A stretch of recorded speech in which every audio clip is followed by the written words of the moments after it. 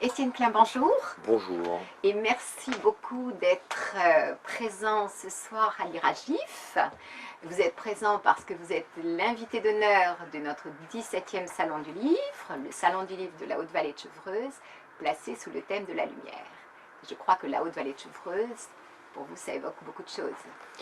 Mais c'est là que j'ai grandi en fait. Moi je suis né à Paris, mais très peu de temps après ma naissance, mes parents sont installés à Orsay. Oui, donc, tout à côté. Et donc la vallée de Chevreuse, c'est l'endroit des promenades du dimanche. Et à vélo ou à pied. Voilà, la question que j'allais vous poser, était-ce une région que vous sillonniez à vélo?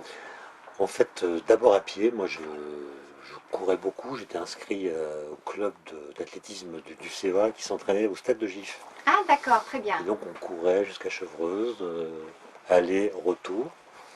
Et puis en vélo, évidemment, parce que comme j'aime les côtes, voilà, la vallée de Chevreuse. Je cherchais la côte des 17 tournants. Ah d'accord. Très bien, donc vélo, Einstein, une photo. Moi, je ne connaissais pas cette photo. On m'a dit que pourtant c'était une photo très connue. Le Einstein, la photo d'Einstein, bien sûr, Einstein qui tire la langue. Ouais. Et celle-ci est très. En fait, c'est une photo très connue. Moi, en tout cas, je la connais depuis très longtemps. Mais c'est pas parce qu'une photo est connue qu'elle ne produit pas un choc quand on la voit. Ah, tout à fait, tout à fait. Là, c'était une idée de génie. Disons que cette photo, je l'ai revue dans un magazine il y a quelques années. Et en fait, j'y ai porté une attention particulière parce que peu de temps avant, j'avais lu dans un livre japonais sur Einstein, traduit en français, un poème qu'Einstein a écrit en 1933 sur le bonheur qu'il éprouvait à pédaler. Et voilà. Pourriez-vous me le lire, s'il voilà, et vous la plaît. conjonction entre ce poème et la photo m'a donné envie de faire du vélo. Voilà ce qu'écrit Einstein en 1933. Il est en Californie, il vient de randonner à vélo toute la journée. Il écrit ceci: jamais je n'ai vu plus beau, là-haut le soleil, en nous la paix. Tous les cœurs étaient en extase et moi je n'avais pas scrupule à pédaler comme un bienheureux. Très beau poème, voilà. Très beau poème. Donc, qui est là aussi, pour moi c'était une découverte et vraiment on a envie en fait de lire votre livre. C'est un livre Étienne Klein, tout le monde connaît Étienne Klein, grand physicien et philosophe des sciences, et en fait là c'est un livre qui se lit facilement même quand on n'a pas votre niveau d'excellence dans votre domaine. Mais disons que ce livre, c'est l'antiparticule du livre précédent. Le livre précédent, c'était un livre sur Majorana. Oui, en attendant Majorana. Un physicien qui a disparu. Oui. Moi, j'ai une certaine fascination pour les génies. Et Majorana, il est très peu connu. En tout cas, en France, il est en fait inconnu. En Italie, il est une sorte de célébrité. Mais j'ai voulu le faire connaître en France, puisque c'était un type absolument surgénial, qui a en plus une biographie singulière. Il a disparu à 31 ans, en 1938, on ne sait pas ce qui lui est arrivé.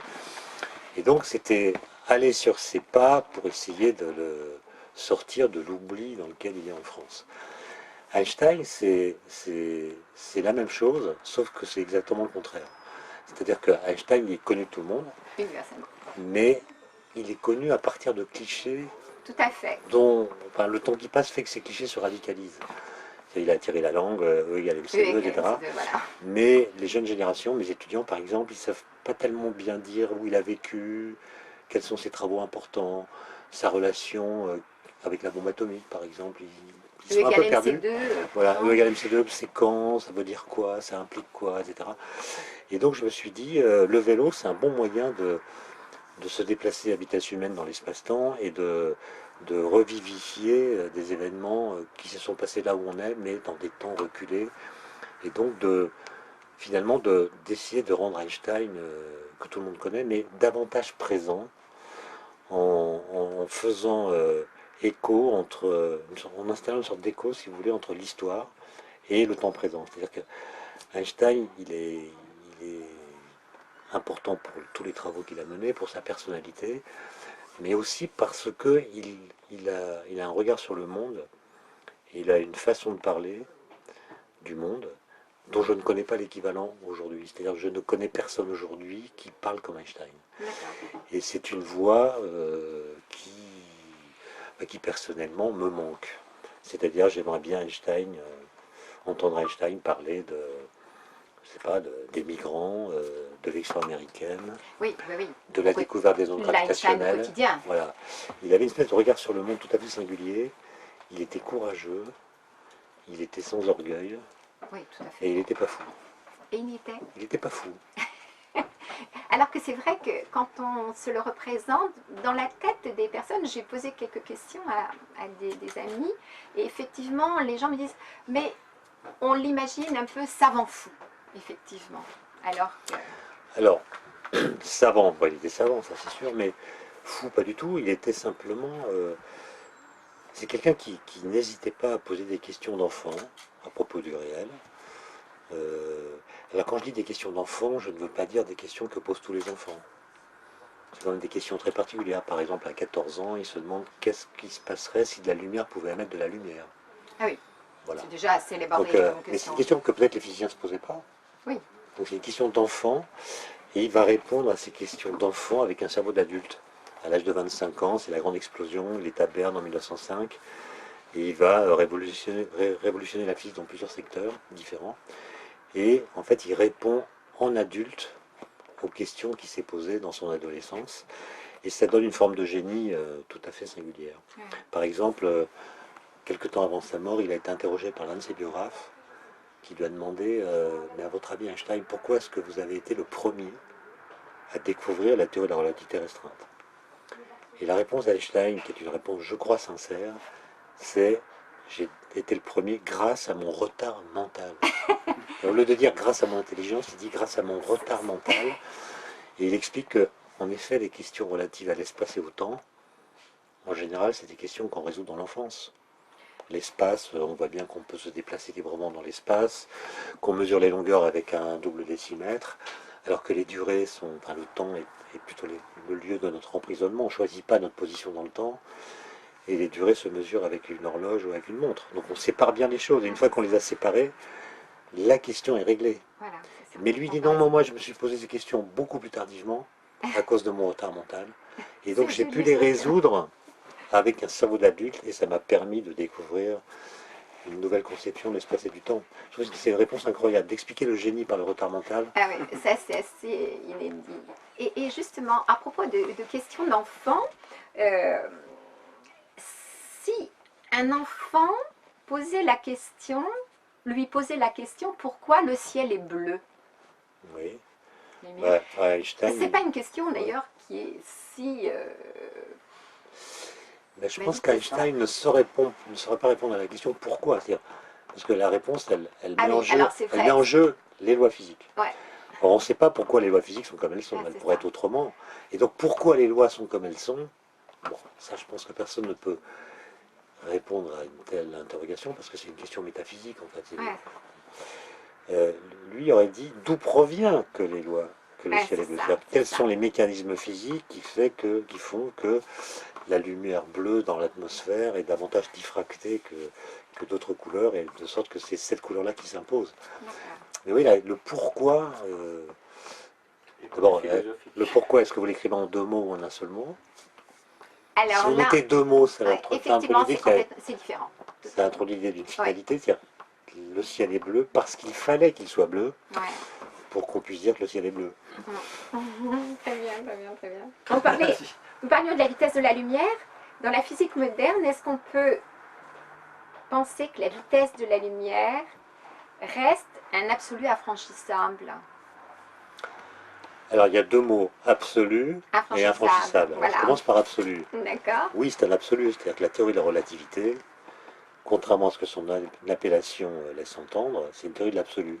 C'est une théorie qui dit ce qui ne change pas quand on change de référentiel. Et parmi les choses qui ne changent pas quand on change de référentiel, il y a en effet la vitesse de la lumière, qui est toujours mesurée avec la même valeur, quelle que soit la vitesse de la source qu'il émet. Ouais, donc c'est un absolu. Maintenant, est-ce qu'elle est infranchissable? Voilà.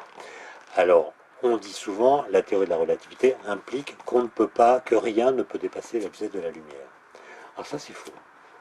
D'accord. Il y a toutes sortes de mécanismes, de processus qui se déploient dans l'espace à des vitesses plus grandes que la lumière. Par exemple, si je prends un phare au bord de la mer qui tourne, Oui. il émet de la lumière. Oui. J'imagine un écran cylindrique autour du phare. Donc le phare tourne, donc l'impact de la lumière sur l'écran que j'ai installé autour du phare, l'impact il va tourner Oui. autour du phare avec une vitesse Hmm. de propagation sur cet écran qui est égale au produit du rayon Oui, oui. de l'écran, multiplié par la vitesse angulaire. D'accord. Si on prend un rayon très grand, Oui. à une vitesse angulaire très grande, ben R oméga va devenir plus grand que C. Donc vous aurez un impact lumineux qui va tourner sur l'écran à une Oui. vitesse plus grande que la lumière.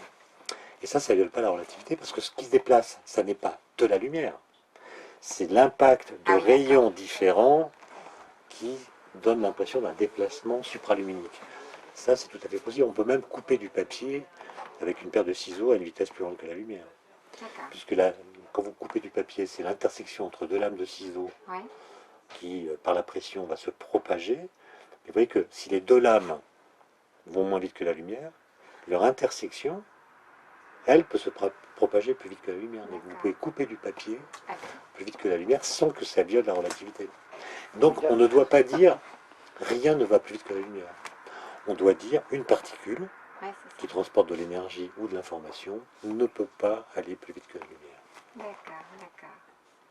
Et pour l'instant, on n'a jamais vu de particules qui désobéissent à cette loi, ce qui ne veut pas dire Qu'il n'y en a pas. qu'il n'y en a pas, parce que la,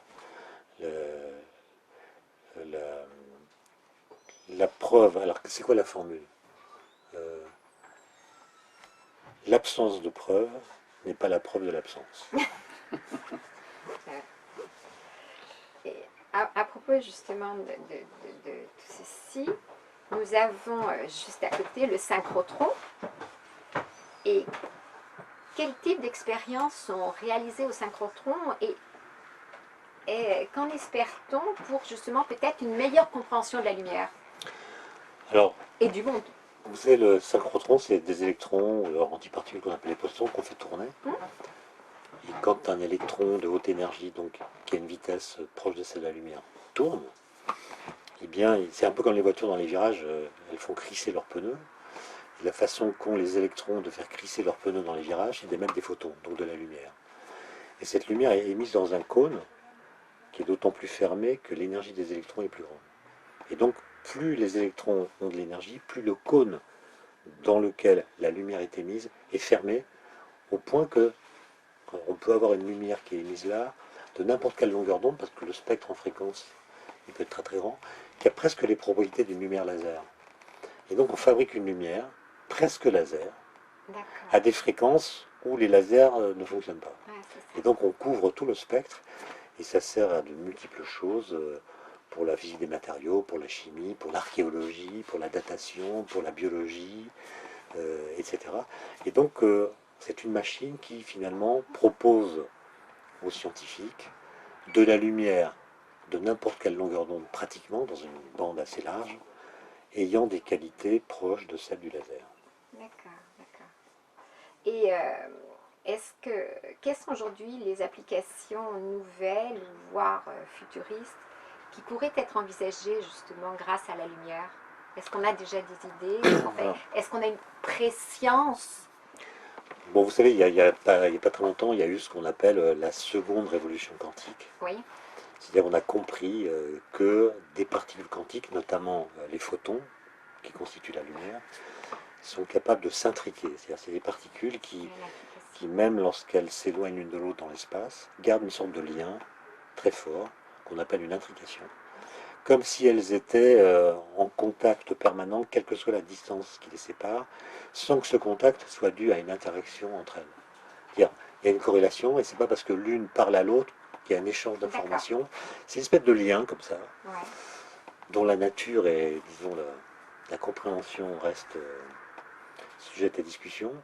On n'a pas les moyens de montrer positivement ce que c'est, simplement on a observé ce phénomène, ou les conséquences de ce phénomène, et ça ouvre toutes sortes d'applications, comme par exemple la cryptographie quantique.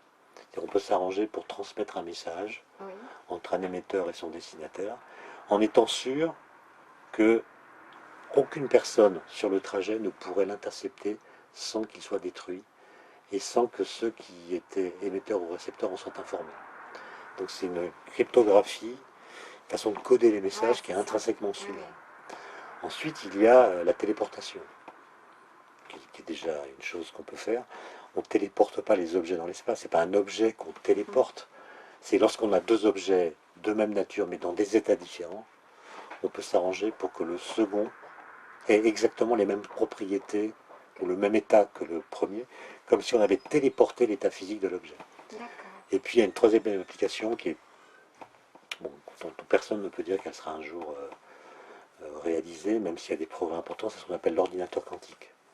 C'est-à-dire on pourrait faire des calculs avec des ordinateurs qui, au lieu de fonctionner avec des 0 et des 1, comme les ordinateurs classiques, fonctionneraient avec n'importe quelle combinaison linéaire de 0 et de 1, ce qu'on appelle des bits quantiques, et pourraient travailler avec des algorithmes beaucoup plus rapides et beaucoup plus efficaces. Ah, ça serait une véritable révolution. Oui, on pourrait faire des calculs pour certains problèmes beaucoup plus rapides, et donc ça changerait complètement notre façon de faire de la simulation, par exemple. Ah oui, oui. Et sinon, si on revient à Einstein, pour vous, Einstein, c'est vraiment le plus grand génie de tous les temps? Alors, dire que Einstein est le plus grand génie de tous les temps, ça veut dire la plus grande figure de l'histoire des sciences. Les génies seraient des personnages particuliers, mais assez semblables les uns avec les autres, de sorte qu'on pourrait faire un classement des génies. Or, moi je ne suis pas spécialiste, mais j'ai quand même regardé les vies et les œuvres de plusieurs génies du XXe siècle. Donc Einstein, mais aussi les pères fondateurs de la physique quantique, Heisenberg, Dirac et quelques autres. Et ce que je vois, c'est qu'il n'y en a pas deux qui ont la même sorte de génie. C'est-à-dire qu'il y a autant de formes de génie qu'il y a de génie. C'est pas le plus grand génie, c'est un génie. C'est un génie très particulier. Ça. Son génie, ça consiste à remarquer qu'il était capable de poser des questions d'enfants et de les résoudre avec des mathématiques et un formalisme particulier. Il y en a d'autres, comme Majorana, qui avait un génie beaucoup plus fulgurant, qui était capable de calculer très vite, qui avait une mémoire incroyable. Einstein, il était plutôt lent. Ouais, c'est ça. Et c'est pas parce qu'on est lent qu'on n'est pas génial. Le génie, c'est pas la même chose que la rapidité. Bien sûr. On peut être très rapide et être une espèce de perroquet qui répète des choses apprises par cœur si on a beaucoup de mémoire.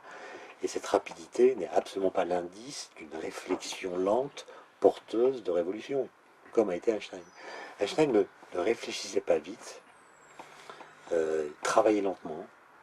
Il disait, je suis comme Churchill, je travaille lentement, mais je travaille tout le temps. Mais sûrement.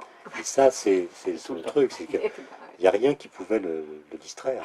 Quand il était dans sa réflexion, quand il suivait le fil d'un questionnement, aucun tumulte, aucune perturbation, même les bruits ne le dérangeaient pas. On ne l'a jamais vu s'énerver, parce qu'il était dérangé, par exemple. Et donc c'est quelqu'un qui avait de la suite dans les idées, et ce fil-là était pratiquement impossible à rompre. Et c'est ça sa force, c'est que, par exemple, entre le questionnement sur la lumière qu'il a en tête à 15 ans ou à 16 ans, qu'est-ce qui se passerait si j'étais à cheval sur un rayon lumineux? Cette question-là, il va y réfléchir pendant 10 ans. Et en 1905, il a la réponse, l'année où il publie la relativité restreinte, eh bien il répond à la question. L'expérience que j'ai imaginée, je suis à cheval sur un rayon lumineux, donc je vois de la lumière immobile, est une expérience impossible. C'est-à-dire que quelle que soit ma vitesse dans l'espace, je ne pourrais pas être immobile par rapport à la lumière. La lumière ira toujours par rapport à moi, à la vitesse de la lumière. Donc c'est l'expérience que j'ai imaginée à 15 ans est une expérience impossible. La lumière par rapport à moi est toujours en mouvement, de sorte que je ne peux pas me mettre à cheval sur elle. Et ce voyage que vous avez réalisé à vélo, en grande partie. Et en avion. C'est vrai que Prague, c'est un peu quand même. Et puis d'autres pays aussi. Qu'en avez-vous tiré? Avez-vous découvert, vous êtes parti sur les traces d'Einstein? Ce que je voulais voir, c'était comment les lieux où il a vécu ont influencé sa façon de penser. Oui. Est-ce qu'un génie, c'est quelqu'un qui a une activité intellectuelle qui est indépendante du contexte, ou est-ce qu'il y a des éléments de contexte qui jouent dans les idées cruciales qu'il peut avoir. Bon, dans le cas d'Einstein, je savais bien que le pays qu'il habitait, c'était pas vraiment un pays géographique avec des frontières. Parce qu'entre Einstein et la notion de frontière, on voit bien qu'il y a une espèce d'incompatibilité d'humeur. Il a été allemand, puis apatride, puis binational, enfin, puis suisse et allemand, puis que suisse, puis suisse et américain. Bon. D'ailleurs, j'ai fait ce voyage en Belgique, sur ces traces, au moment où il y avait le débat sur la déchéance de la nationalité. Ça m'intéressait beaucoup. Mais non, ce que je voulais faire, c'était tenter d'examiner cette question avec un esprit un peu modianesque. Hein. Pour Modiano, c'est l'espace-temps est constitué de strates. Oui. Chacune des strates porte des traces du passé, mais qui sont plus ou moins visibles dans le présent. Et donc, je voulais voir ça. Et en fait, quand on va sur les traces d'Einstein, il y a des endroits, pas forcément ceux auxquels on pense a priori, où on sent qu'il est là. D'accord. Puis il y en a d'autres. Lesquels, par exemple? Par exemple, un village que je ne connaissais pas, qui s'appelle Mettstetten, qui est entre Bâle et Zurich. Oui. C'est au bord du lac de Zurich, et c'est là que Einstein, sur les hauteurs du village, avec ses parents, à la fin du 19e siècle, passait ses vacances d'été. Et là, il n'y a aucune trace de lui. Il n'y a pas de plaque, il n'y a pas de rue qui porte son nom. Pour savoir qu'il a été là, il faut vraiment avoir lu les biographies pointues. Et j'y suis allé, et c'est maintenant une espèce de maison de vacances pour adolescents.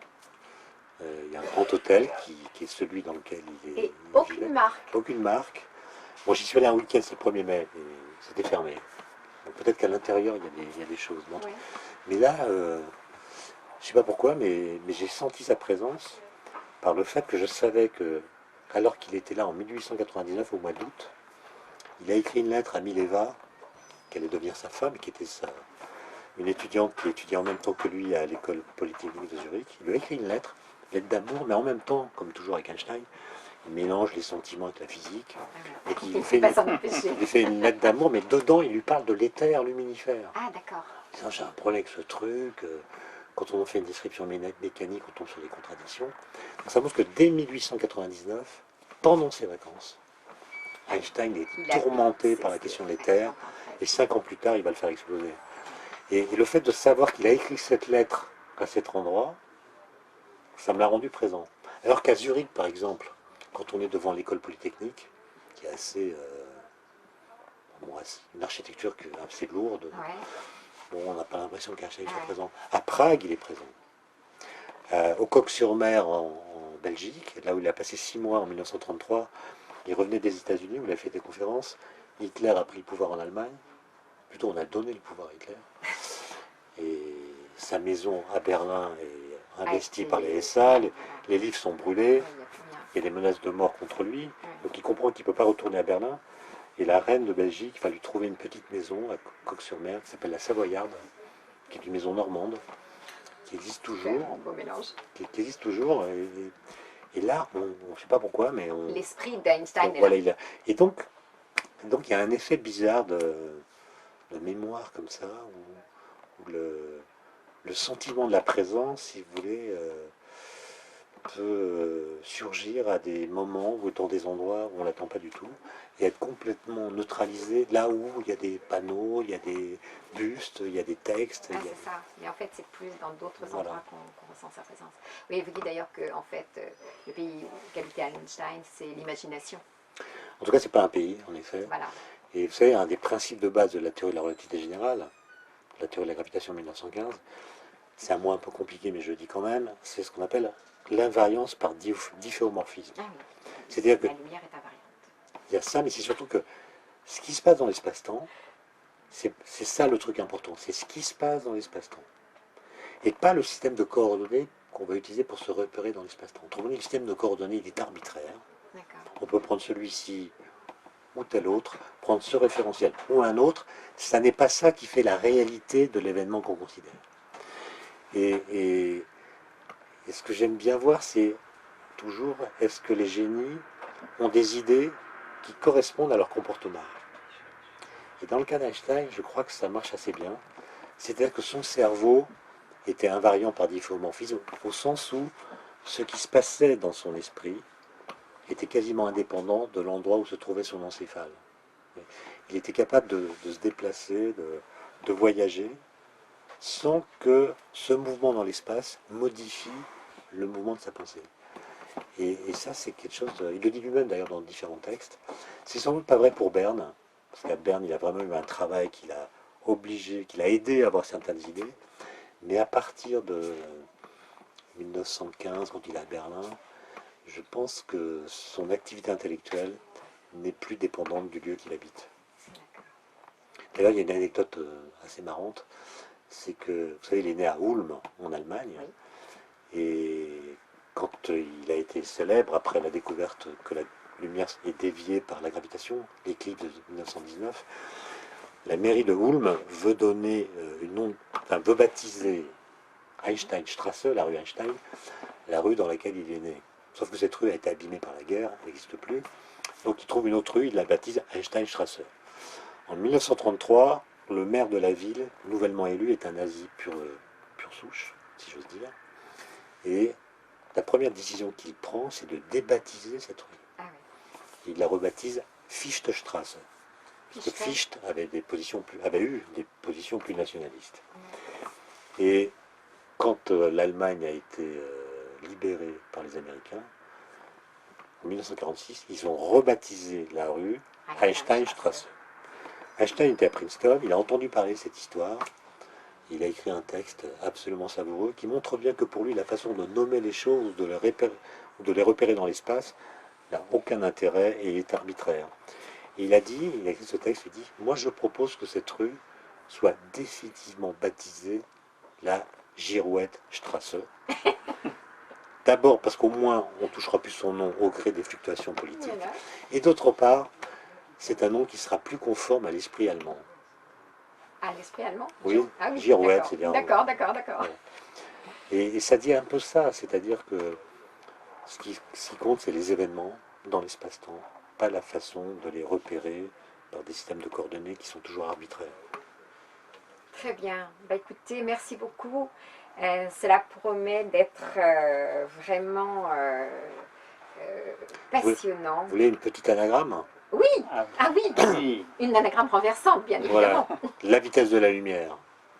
Limite les rêves au-delà. Voilà. C'est très beau.